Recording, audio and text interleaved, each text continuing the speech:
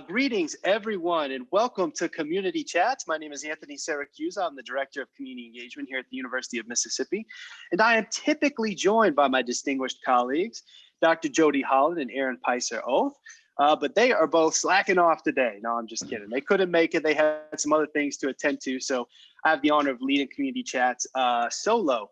As y'all probably know, Facebook we come to you live on Facebook on Wednesdays and Fridays, and we have been doing these conversations now for almost 7 months. So if you want to go back and hear from some of our excellent nonprofit leaders, you can do that on our Facebook page. All of these videos are archived, and I want to strongly encourage you to do that. This has been a joint initiative from the beginning with our friends at Loft, Lafayette Oxford Foundation, for tomorrow. And you can also go and check out some awesome interviews with local nonprofit leaders on their webpage. So please scope that out. Without further ado, I want to get right into it because we have a very special guest today, Lawrence Muruako from Operation FitNation. Lawrence, welcome to you. We're so glad to have you. Hey, what's up, bro, man? Happy to be here. Man, this is going to be a great conversation. We've had a chance to catch up a little bit before this, so y'all are in for a treat. Let's get right to it, Lawrence, and tell me, where did you grow up and how did you end up in Lafayette, Oxford? Man, I grew up in Holly Springs, Mississippi, about 30 minutes from Ole Miss. So both my parents actually went to Ole Miss for their masters. And, we used to come up here. I had no idea, but I used to come up here with my mom and dad. And, it was like, okay. Once I got a little older, I was like, where are we going? So got here, man. I think they influenced me to come to Ole Miss, and I'm not mad at it because I'm a fan. You hear me? So that's awesome. So did you do undergrad at the university, or did you go there? You just come down to live in Oxford? So I did undergrad. So I was here 2003 to 2007. Have a degree in exercise science, minored in business. And so I came to school here. I'm excited. That's super cool. Well, that kind of explains a little bit your academic training about Operation FitNation, but tell us a little bit, how did you come into this position that you've got now with Operation FitNation?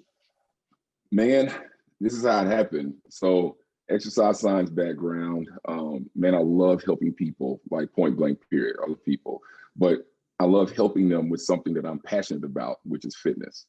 So what ended up happening was, soon after college, I was like, man, how do I do this on a bigger scale for more people, and especially people that need it more or don't have or lack the resources.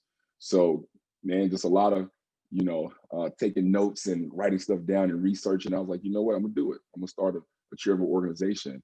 And and the rest is history. So we started Operation FitNation, I believe around 2009, 2010, and just started working. Like we just started just doing events, doing stuff.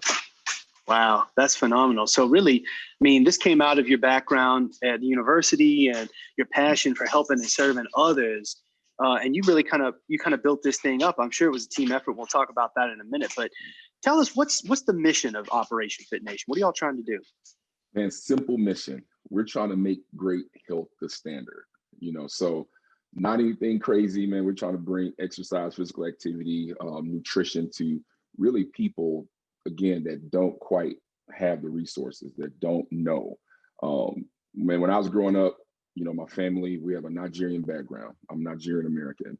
And so we understand poverty and we understand lack of resources. And then growing up in Holly Springs, same thing, lack of resources. So as I got educated at in college about all this stuff, I was like, man, there are people that need this. So, man, that's pretty much it. I just decided to, be the source of education through fitness, interactive fitness events, initiatives, and programs for kids.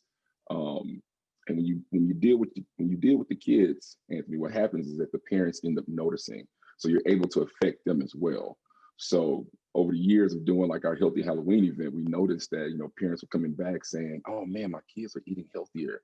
It started with that Healthy Halloween event, 5 years ago. I'm like, oh my God, thank you. So it's working. You know what I mean?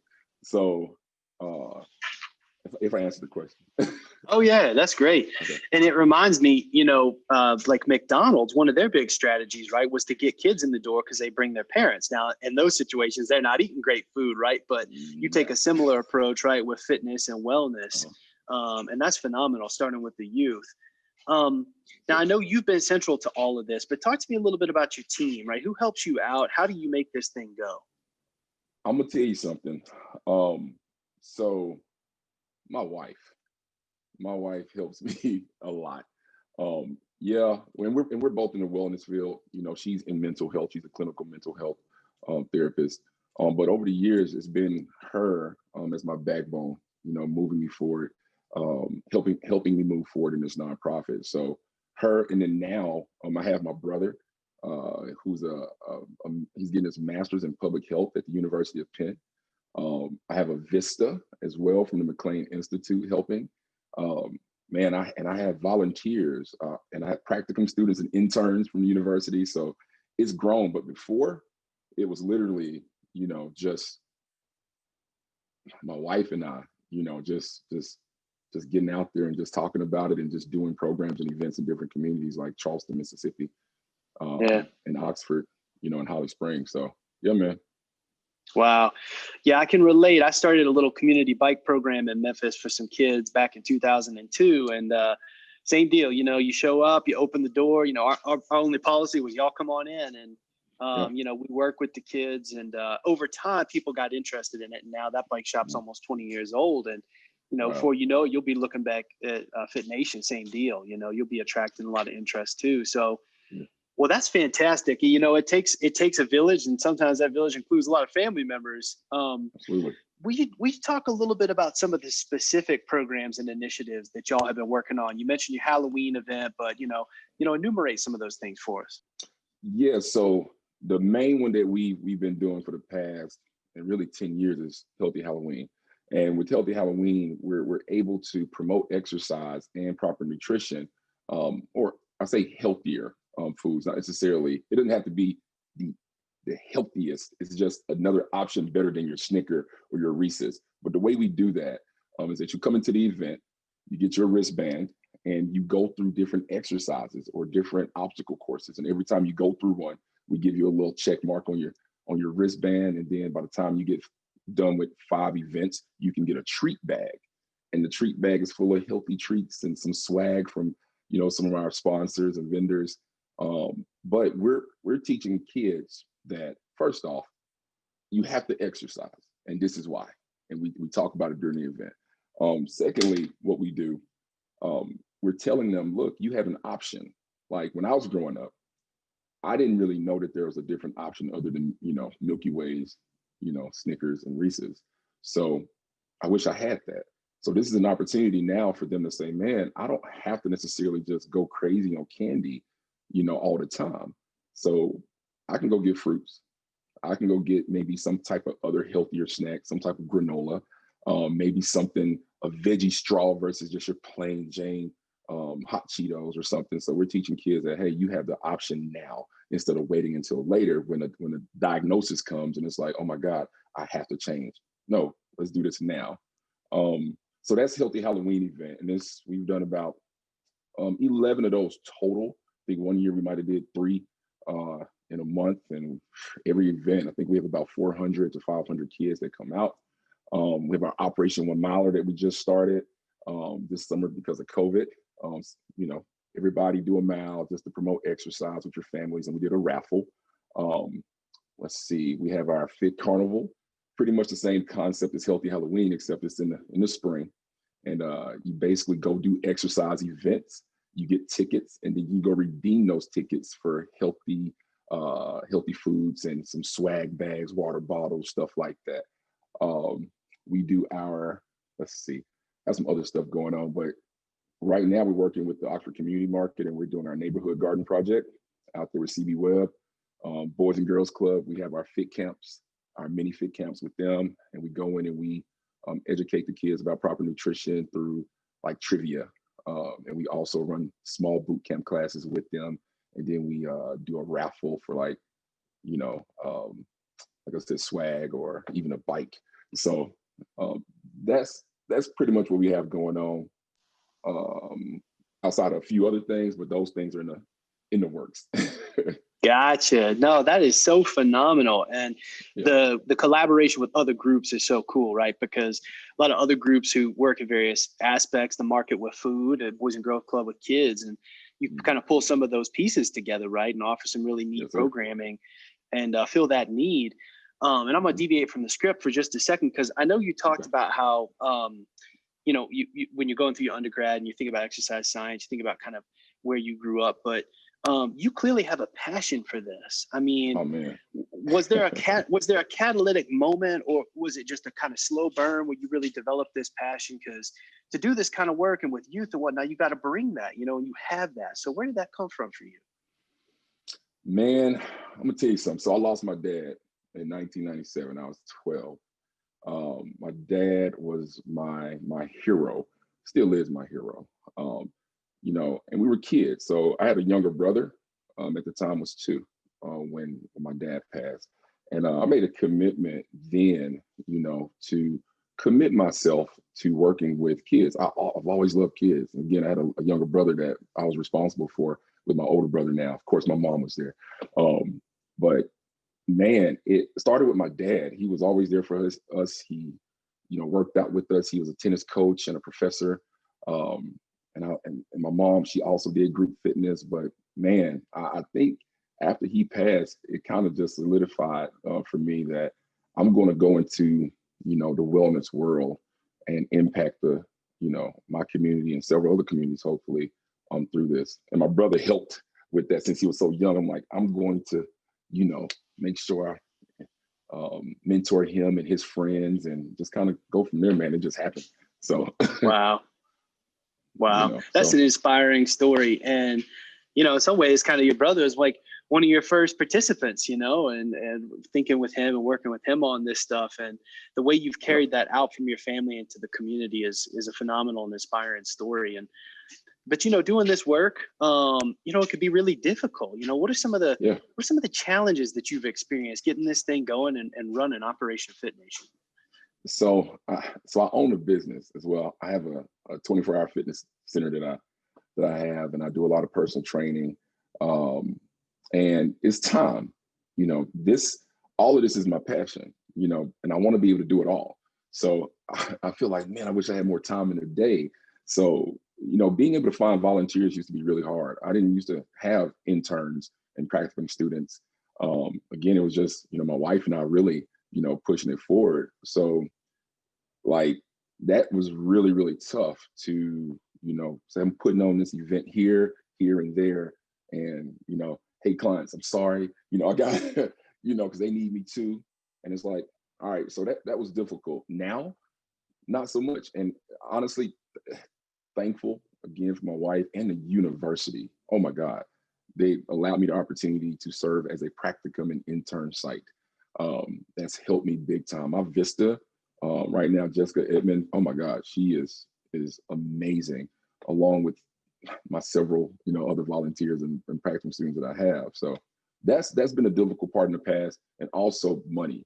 So being able, you know, coming out of pocket, it's kind of tough, but hey, it had to happen. But man, I'll tell you what, over the years, a bunch of my friends, clients started supporting what we were doing, and they started donating. So every year for Healthy Halloween, especially, we use the money for that, for Healthy Halloween, but the money raised there also allows us to do the Operation 1 Miler. It helps us do the fit camps and the mini fit camps. It helps us start the fit carnivals. It allows us to go in the community and purchase beds for at CB Web Garden that we have. It helps us. So anyway, we've gotten a lot of support now, but in the past it was really hard, but we had to make it happen. So yeah. Well, it's interesting how those challenges can often become, you know, blessings, opportunities, and you know, things, you know, that are wonderful grow out of those. And that really leads us to the next question, which is, you know, the rewards that you get from this. And, you know, you can talk about it, you know, in terms of your personal rewards, or just, you know, however you want to frame that, right? Like, you keep doing this work, you have a passion for it, but what are those enriching experiences that you're having that keeps you doing that? I'm gonna tell you something. When you see a kid eating an apple And instead of a Reese's on Halloween, and you see them with the biggest smile on their face, dude, oh my God. That's like, that's so rewarding to me, to know that kids are having fun and learning how to be like healthy. Like knowing that I've worked with a client who's 531 pounds, and that at this age, you know, and he lost 231 pounds, and I'm proud of him. But here's the deal: if we can prevent that from happening, you see what I'm saying? So seeing a kid smile and enjoy a healthy Halloween, come on now. When Halloween is typically about everything unhealthy, candy, messed up teeth, let's go to the dentist. Hey, so that's rewarding to me, to see that these kids are actually enjoying the education, the interactive ways that we try to engage them, you know, with health and wellness. Man, that's super rewarding to me.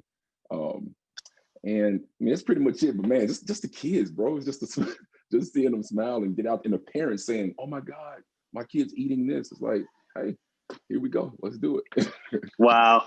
Yeah, I totally get that. And I can relate to that. And with bikes, it was kind of similar. You know, you see a kid who has an opportunity to have a bike or learn how to ride a bike and see that smile on your face. And for us, it was about health and wellness too. You know, wanting them to be able to have some activity that was safe, that they could do, that they enjoyed. So, wow, that's just awesome, Lawrence.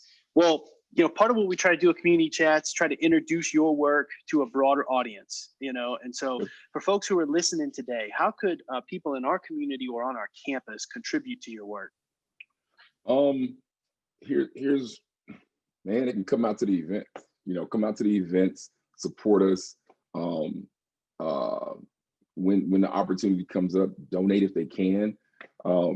That's the main thing people can do. Just tell a friend about us. Say, hey, we got this thing going on in the community for our kids. Operation FitNation. Hey, keep a lookout for them. And when they got stuff going on, just, you know, shoot them a message. Hey, what can I do? Because we always need volunteers. Like I said, we're always raising money to do stuff. So that's I mean, that's pretty much it, man. Bring your kids. Gotcha. Bring them Yeah, out. there it is. And if anybody needs to get in touch with us, to get in touch with you, you know, we have an email address, engaged@olemiss.edu, and we'll make sure to post in the comment section of this how you can get in touch with Lawrence and Operation FitNation, so you can contact them directly, follow their calendar, and check out their events. Well, this is our last question for you, and we call it our 1 minute moment. So we're going to give you 1 minute to speak to all the citizens of Lafayette Oxford University and to the University of Mississippi.